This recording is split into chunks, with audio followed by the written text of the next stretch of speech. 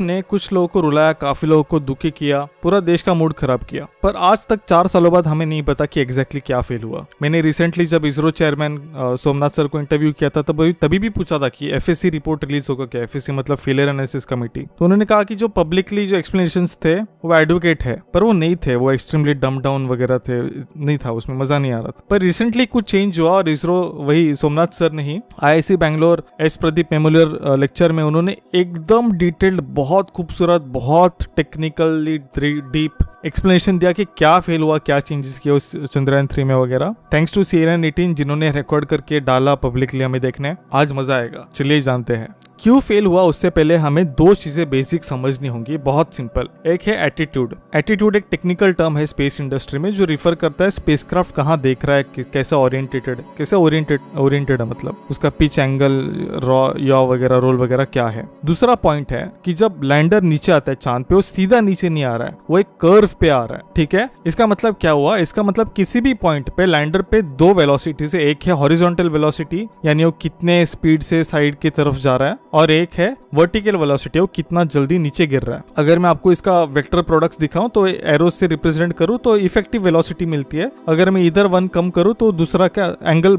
Change हो जाता है इफेक्टिव वेलोसिटी का जो वेक्टर है। अभी अगर अपने लैंडर को चेंज करना है कोई वेलोसिटी तो कैसे करेगा? अगर उसे वर्टिकल चेंज करना है तो सिंपल है, लैंडर को एकदम नीचे फेस करवाओ और इंजन फायर करो, आपका वर्टिकल वेलोसिटी कम हो जाएगा। हॉरिजॉन्टल कम करना है तो क्या है? सिंपल, वो लैंडर को टर्न करो, रोल करो, दूसरी तरफ फायर करो। हॉरिजॉन्टल के साथ एक बहुत बड़ा लफड़ा है, जब आपका लैंडर उस तरफ मुड़ रहा है और इंजन फायर कर रहा है, आपकी वेलोसिटी हो सकता है बढ़ते जाए। क्यों? क्योंकि लूनर ग्रेविटी, राइट, ग्रेविटी आपको नीचे खींचते जा रही है और आपकी वेलोसिटी बढ़ते जा सकती है। तो इसलिए एक अच्छा मून लैंडर वो है जो दोनों को इफेक्टिवली बैलेंस करे। क्यों? उसका गोल कंप्लीट करना है, और उसका गोल क्या है? चंद्रयान 2 के केस में एक 500 बाय 500 मीटर लैंडिंग जोन था जो करीब 70 डिग्री साउथ ऑफ मून है, वहां पे जाके लैंड करवाना। तो चंद्रयान 2 का जो एल्गोरिथम था उसका क्लियर इंस्ट्रक्शन था कि तुम अपनी दोनों वेलोसिटीज को मैनेज करके यहाँ पे आके रुको। ठीक है, सिंपल। तो उस दिन क्या हुआ? उस दिन चंद्रयान 2 एक 30 बाय 100 किलोमीटर ऑर्बिट में था। ठीक है, चंद्रयान 2 का लैंडर जिसका नाम है विक्रम। तो अभी मैं आगे विक्रम करके रिफर करूंगा। अभी जब मैं कहता हूँ विक्रम 30 बाय 100 किलोमीटर था, ये 30 बाय 100 इसरो का मेजरमेंट है अर्थ से। हो सकता है वो 32 पे हो, 35 पे हो या 20 पे भी हो, वो डिपेंड करेगा आप कैसे मेजर करते हो, किस पॉइंट पे, राइट। क्योंकि चांद का सरफेस तो इवन नहीं है, वो फ्लैट नहीं है। इसलिए जब वो फर्स्ट बर्न स्टार्ट हुआ, जैसे इंजन फायर किया लैंड करने को, 30 किलोमीटर से ऑलमोस्ट 8-7 किलोमीटर तक, इसे रफ ब्रेकिंग कहते हैं क्योंकि लैंडर काइंड ऑफ ब्लाइंड है इस फेज में। काइंड ऑफ इसलिए कह रहा हूँ क्योंकि उसके अंदर एक INS होगा। INS मतलब इनर्शियल नेविगेशन सिस्टम, जो बिना किसी GPS, बिना कोई ऑल्टीमीटर के वगैरह बता सकते हैं आप कहाँ पहुंच रहे हो अप्रोक्सीमेटली। पर यहाँ पे ये ऑल्टीमीटर्स वगैरह क्यों इस्तेमाल नहीं कर सकते? क्योंकि बहुत ऊपर है। जैसे ही 8-7 किलोमीटर क्रॉस किया, अभी आता है एब्सोल्यूट नेविगेशन फेज या कैमरा कोस्टिंग फेज। अगर आपने उस दिन लाइव देखा है तो आपने देखा होगा 6 किलोमीटर 7 किलोमीटर का वहां कैम कोस्टिंग फेज करके आया था लाइव स्ट्रीम के ऊपर। ये फेज बहुत इंपॉर्टेंट है, यहाँ पे फोकस करो। ये फेज में होगा क्या? विक्रम के सब इंस्ट्रूमेंट्स कैलिब्रेट होंगे इंक्लूडिंग कैमरा क्यों? उसे अपनी लैंडिंग स्पॉट देखनी है, उसे ये भी देखना है वो एग्जैक्टली कहाँ है, अभी लैंडिंग स्पॉट से कितना दूर है वगैरह वगैरह। करेक्ट। सेकेंडली ऑल्टीमीटर्स जो है, लेजर ऑल्टीमीटर,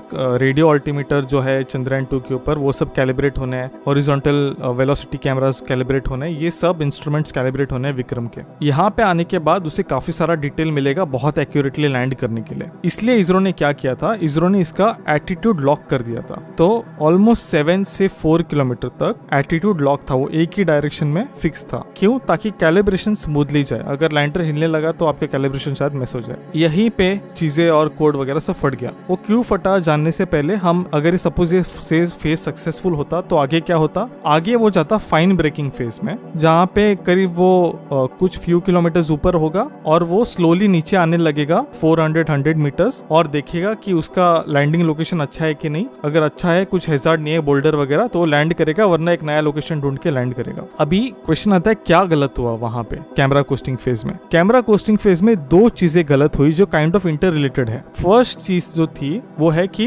इंजन का थ्रस्ट ज्यादा था एक्सपेक्टेड से। अब वो ठीक है, होता रहता है, कोई भी रॉकेट इंजन एक एकदम फिक्स थ्रस्ट नहीं देती है, थोड़ा बहुत वेरिएशन होता है, हमेशा एक रेंज होती है थ्रस्ट की। पर प्रॉब्लम ये है, जो इसका सेकेंड लिंक्ड प्रॉब्लम है, कि इसरो ने डिसाइड किया था कि कैमरा कोस्टिंग फेज में थ्रस्ट कंट्रोल नहीं होगा लैंडर के पास। विक्रम नहीं कंट्रोल कर सकता थ्रस्ट, मतलब चाहकर भी वो वहां थ्रस्ट नहीं कम कर पाया। वो अगेन इसलिए था, जैसे मैंने एक्सप्लेन किया, क्योंकि वो नहीं चाहते थे कि एटीट्यूड चेंज हो और कैलिब्रेशन मिस हो। अभी हुआ क्या, सिंस ये ऐसा हो रहा है, एरर्स जो है वो एक्यूमुलेट होने लगे और ट्रेजेक्ट्री चेंज होने लगी, और विक्रम के पास कोई कंट्रोल नहीं ट्रेजेक्ट्री करेक्ट करने का, क्योंकि एटीट्यूड लॉक्ड है। ये आप काइंड ऑफ देख सकते हो, अगर आप वो ग्राफ देखो जब लैंड कर रहा था, तो 6-7 किलोमीटर के बाद वो ग्रीन लाइन डिविएट होने लगती है ओरिजिनल प्लान ट्रेजेक्ट्री से। अब जैसे मैंने कहा, फाइन ब्रेकिंग फेज नेक्स्ट है, राइट? तो इसरो का प्लान था कि ये एल्गोरिथम जो भी एरर्स बनते हैं कैमरा कोस्टिंग फेज में, उसे फाइन ब्रेकिंग फेज में करेक्ट करेगा। पर एरर्स इतने एक्यूमुलेट हो गए कि वो इनफ फास्ट करेक्ट नहीं कर पाया। जैसे मैंने कहा, अगर आपको हॉरिजॉन्टल वेलोसिटी और वर्टिकल वेलोसिटी चेंज करनी है तो लैंडर को घूमना होगा, राइट? उसको रोल करना होगा। बट इन्होंने उसमें भी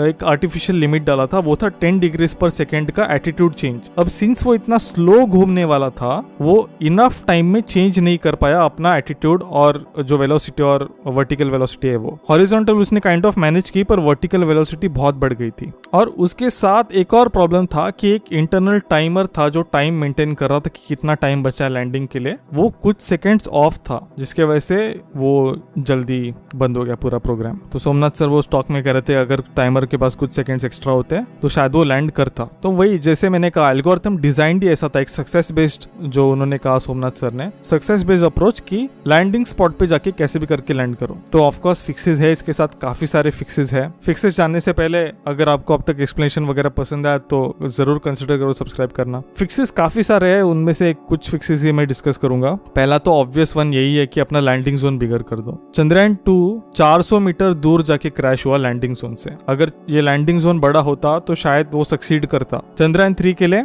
4x4 किलोमीटर का लैंडिंग जोन है, instead of 500 metre by 500 metre जो 2 के लिए था। और यही नहीं, सिंस अपने पास वर्ल्ड का हाईएस्ट रेजोल्यूशन मून कैमरा है OHRC चंद्रयान 2 के ऊपर, उन्होंने वो पूरा मैप किया, पूरा फ्लाई बाय रीजन मैप किया है जो लोडेड है चंद्रयान 3 के ऊपर। और अगर कुछ होता है, वो नहीं जा पा रहे लैंडिंग स्पॉट के पास, तो वो नियरेस्ट सेफेस्ट स्पॉट ढूंढ के लैंड कर देगा। सेकंड चेंज ये है कि उन्होंने इंस्टेंटेनियस थ्रस्ट कंट्रोल जो है वो सब फेजेस में डाल दिया। जैसे मैंने कहा कि थ्रस्ट लॉक था, राइट, कैमरा कोस्टिंग फेज में, अभी से नहीं होगा, अभी हर फेज में उसके पास थ्रस्ट कंट्रोल होगा। सॉफ्टवेयर और गाइडेंस चेंज किया है ओवर और अंडर परफॉर्मेंस इंजन के हैंडल करने के लिए। एटीट्यूड रेट चेंज जो है वो बढ़ा दिया गया है 25 डिग्रीज पर सेकेंड को, पहले 10 था। और जैसे मैंने कहा, चंद्रयान 3 वर्सेस 2 वीडियो में LDV यानी लेजर डॉपलर वेलोसीमीटर जो तीनों डायरेक्शंस में मेजर कर सकता है, वो ऐड कर दिया गया है। थ्रस्ट का इंजन का थ्रस्ट वाल्व का स्लू रेट यानी कितने जल्दी इंजन रिएक्ट करता है थ्रस्ट चेंज को, ऑर्डर्स को, वो चेंज कर दिया गया है। Legs are stronger. अभी ऑलमोस्ट 800 kg का लैंडर है, जब वो लैंड करेगा 3 मीटर्स पर सेकेंड तक वो सह सकता है। जो मतलब इमेजिन करो, इतना हैवी लैंडर 3 मीटर्स पर सेकेंड बहुत ज्यादा फास्ट है। और बहुत सारे चेंजेस है, जैसे कुछ इंस्ट्रूमेंट्स का पोलिंग रेट बढ़ा दिया गया है या फ्रीक्वेंसी बढ़ाई है डेटा रेट की। सॉफ्टवेयर चेंजेस, ज्यादा बेटर, ज्यादा complicated software simulations, faster better algorithms, बहुत कुछ। वो वीडियो जरूर देखो। आई होप आपको आज का वीडियो पसंद आया। अगर आपके पास थोड़ा डिस्पोजेबल इनकम है तो कंसिडर करो इस चैनल को फाइनेंशियली सपोर्ट करने, इधर buymeacoffee.com पे या मेंबरशिप्स लेके ज्वाइन द बटन दबा। स्पेशल थैंक्स टू शिखर, मनोहरन, कार्तिकेय देवाल, बुटला चैतन्य, जयम शर्मा, रोहित सुवर्ण, नारायण प्रसाद, प्रदीप मोहनदास, तन्मय देशपांडे, निशन कुमार, विशाल बारोत, हाइड्रेटिंग, कृपल पटेल, क्रिस नायर, निशान प्रजापति, शौनक पेरनी, निसर्ग मानकड़, विवेक सिंह, संजोत कावड़े, कृष्णा, स्पार्क 164, कुमार अखिल, शिवा नीलम, बुटा सिंह, ETBM, कार्ती और 2 एनोनिमस।